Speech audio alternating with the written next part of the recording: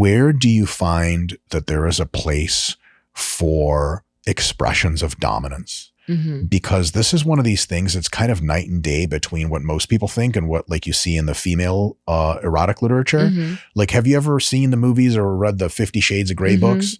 I haven't, but I've seen some summaries or whatever on the internet. And I'm like, this is just S&M fantasy for an hour and fucking half. This is insane. And I just like vast fractions of women want to experience safe, consensual, correct, masculine dominance. Yes. Like I want to be the little egg on his frying pan. I don't want any fucking control. I've already acceded that. We're good. Yeah. I want to be ravaged in a way that I'm not in charge anymore, which I love. Right. Yeah. That's a real thing. It is. Very few men are prepared for that. Very few men know that that's what a huge fraction, not all, huge fraction of women want. How do you parse that in the bedroom?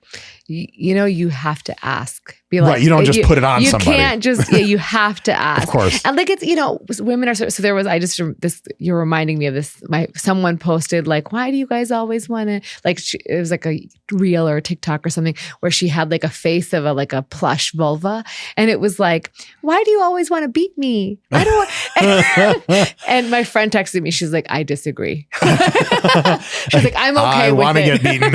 I'm okay with it. And so it's like, you know, everyone's different, right? And so some women, that's a huge turn off. And so you have to ask, you'd be like, how comfortable, like if you think about the BDSM community, they do it really well. They communicate really well. They have like a full-on conversation. They say yes or no. They say, where's your stuff? What's your safe word? Right. And the other community that does it well is the LGBTQ community, because there's often two of the same genitals. Yeah. And so you have to communicate who's doing what, who's receiving, who's giving. And so those communities do it very well. And we could take a page out of their book. And like, I think, yes, a lot of women do have that fantasy and they need to communicate it. But the challenge now is it has to be completely, you know, like you don't ever want to be this in a situation where you thought they wanted it and then you did it and then it was like a disaster, right? So you absolutely have to like communicate that and be like, hey, you could watch like 50 Shades of Grey and be like, are you into this? Right? You could figure out a way to sneak it in the conversation that's not like, oh, I want to do this. And sometimes men want it. Sometimes they want to be dominated because they're like, nonsense, Scott, am I right? No, a lot of like high-powered men are like, I just want my brain to be shut off and I don't want to be high-powered in this scenario. And so like it goes both ways. And like I think it's not the majority, but certainly there are. And so like you have to ask and be like, hey, maybe we start with something really simple. Like I hold one hand and like, you know, like something so basic and like, look, you always know that you can say no. And then for the guy, be like, is this okay? Is it still okay? Is it still okay? Right? Like just keep checking in. And as you get more comfortable, it helps you unlock these things that are like really enjoyable for some people and very like turn them on and make them aroused and make them have better orgasms and make them be like, this is the best sex of my life. That's what you want ultimately. And so like, you just have to check in and you have to ask. Okay. Let me throw a curveball to you. I'm 1,000% with that. And there are absolutely ways to check in and still maintain a dominant frame. Yeah. There are really easy ones. They're described. We can describe them in a bit.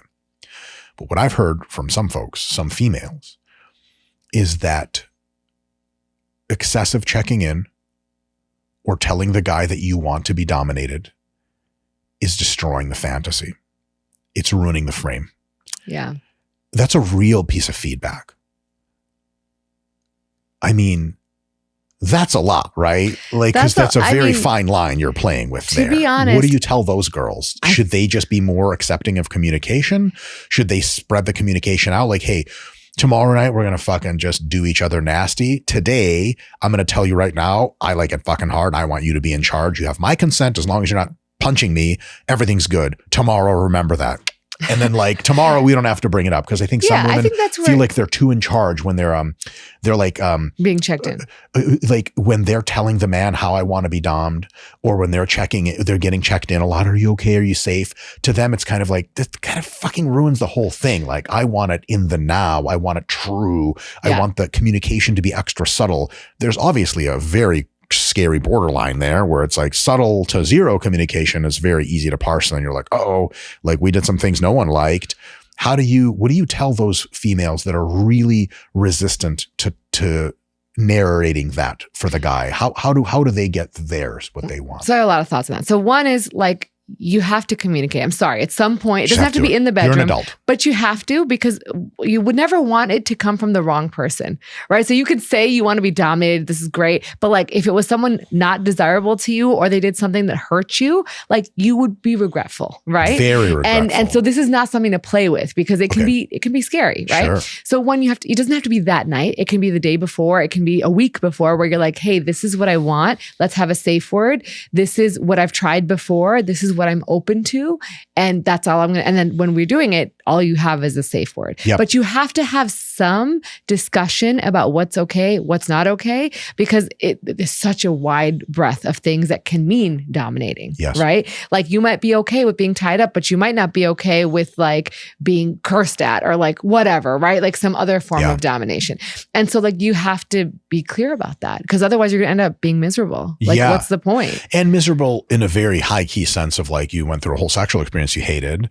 Then there's the other low key miserable where you have to be like, the Jetsons. He's like, that's our safe word. You're like, yep, I said it. He's like, oh, God damn it. Did I do something wrong? And you're like, yes. You don't want to have to use the safe word, right? You want them to navigate around it. That's what it's for. Right. Okay. So your take basically is there are ways of getting that intuitive matched domination submission situation.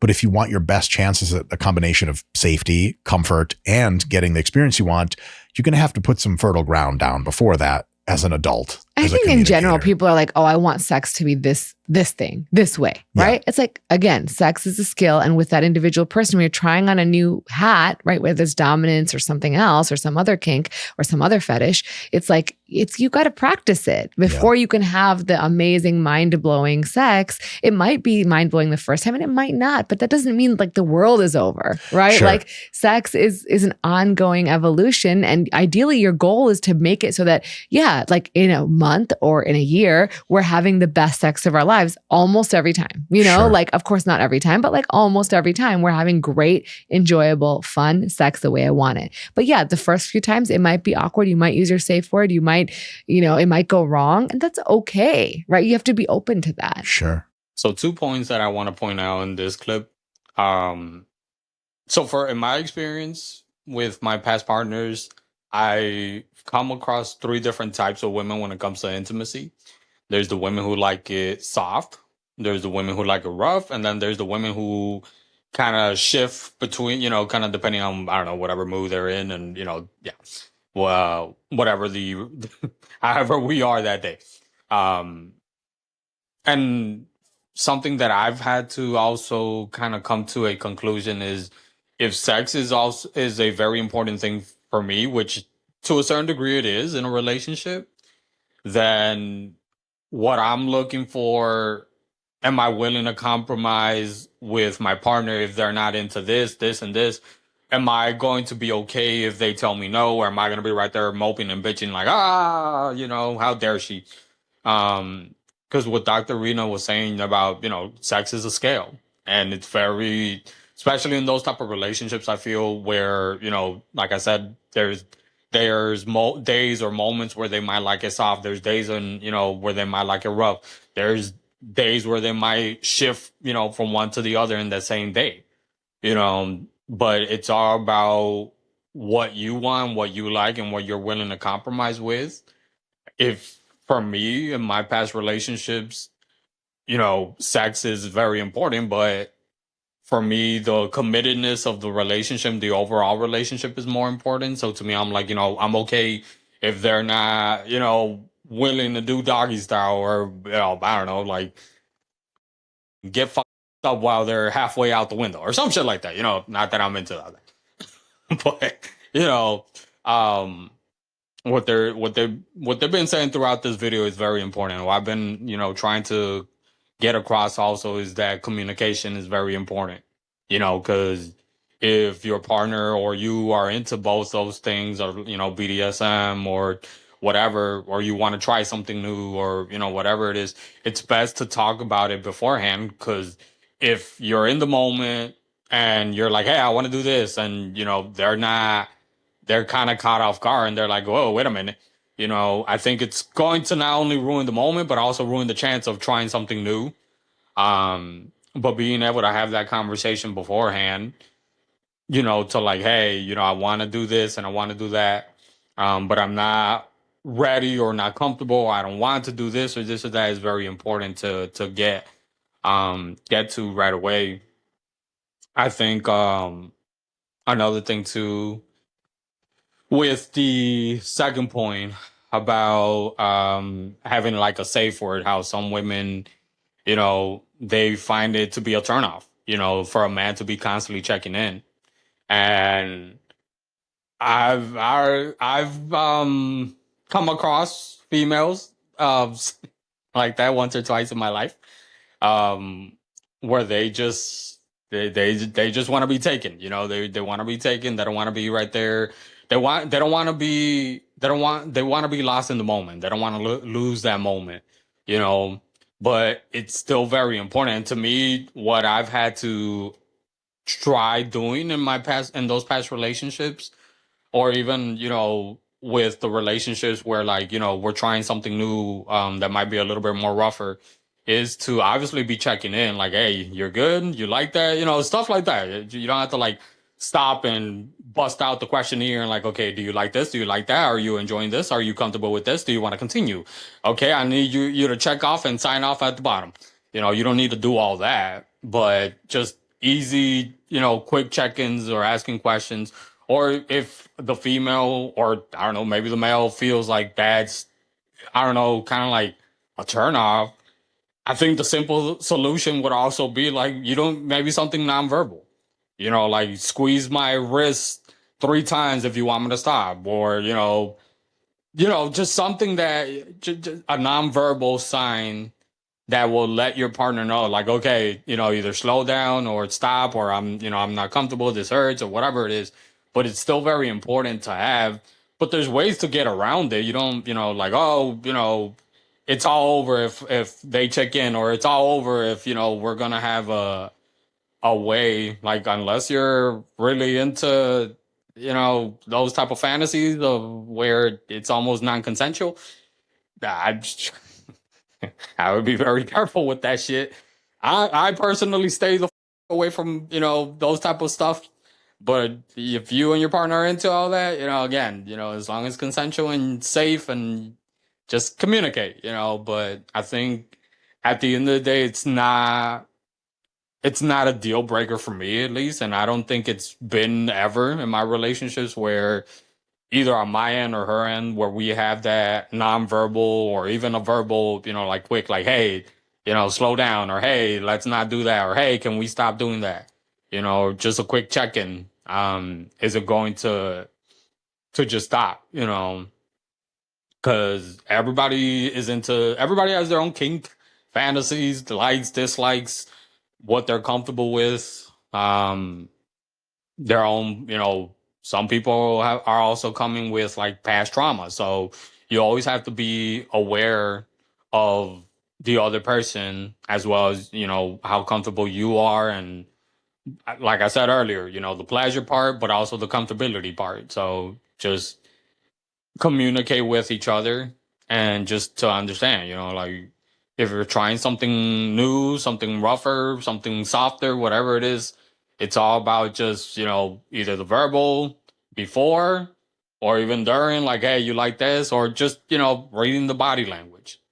And if maybe you're not used to that, or you're new to that, whatever, you never done that before and you're just learning, I mean, you can learn, like, just as men, we sometimes make it a little bit harder than what it really is to read women, whether that's body language or even, what their emotions are. I'm not saying like I'm a expert and I have figured it all out, but like I said, I've been dating quite a bit, throughout my lifetime, different women from different backgrounds, different personalities. And there's some similarities in the way that I would say women behave, act, and think and feel, or at least express themselves. And maybe not all of them are the same, but typically, if I'm looking at it from like I don't know, a scientist or somebody researching, like, I would say, like, you can group up people into different categories. Like, there's women who like it softer, so typically they'll like this, or this, or this, or this.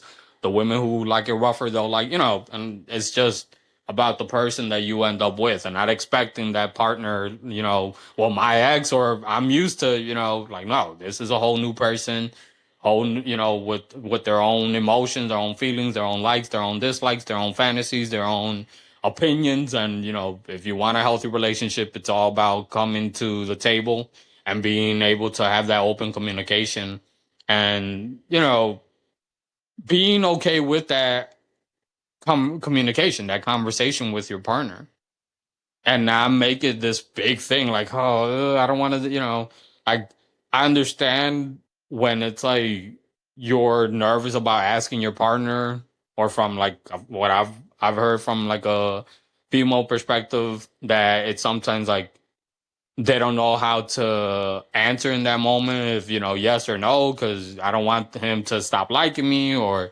I want to please him, or whatever it is. But at the end of the day, it's just about that communication. And in my research throughout my years, especially my recent years, what I've also learned with women who either like it completely rough or like it in those partially rough, I guess, um, is that sense. At least this is how I've kind of learned to understand it.